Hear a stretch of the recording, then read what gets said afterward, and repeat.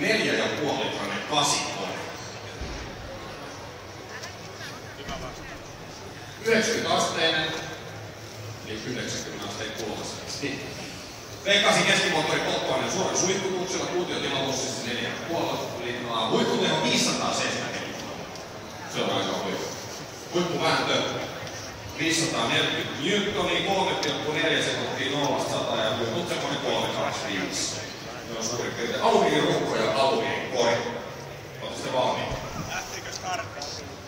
Kerran mä oon vielä lautamessa on ollut samanlaisessa tilanteessa, että akku loppuu. Ei se nyt ole loppu, nyt se toimii mitään. 13 litran. Paljon tätä piti ekan kerran kun käynnistä, eikö se on 5 minuuttia pitää antaa ensin käydä, kun voi jotain jengaa vai mitä se meni? Jotain semmoista mä kuulin.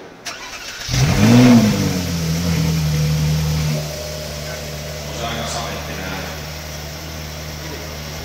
Tuolla kun meikäläinen on parkkeella kone ei käymään, niin ei vielä salatus. Alarta päälle. Toista kerran vetää hänen lohjat kauppaa, kun pääsee edestä pari välissä. Jengi ihmeessä. Tää on ihan muuten, tässä kun katsoo tuota rattia, niin ei se niinku, tuo erohan se toki, mutta siinä on niinku se sama idea kuin Formula 1 rateissa. Siinä on tommonen samanlainen kytkin, mistä säädetään kaiken näkyy erilaisia asioita, mistä on niinku kellokytkin näin. Käynnistysnappi on luonnollisesti ratissa. Sehän nyt kuuluu pelihenkeen. Digitaalinen näyttö.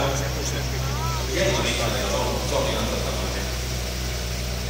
Ehkä korvaudutaan pois tästä moottorin mielestä, että lyö tiedoksi. No niin.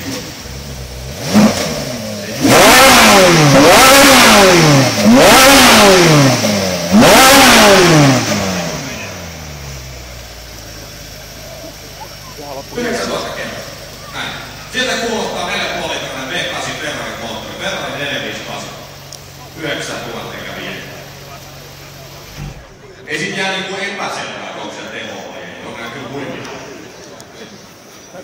Tämmösen voi kilata tuosta diskiltä, jos tuntuu, että oli niinku miellyttävä laittaminen. Tuo joku puumerkki ja sopimuksen alareuna. Semmonen meillä.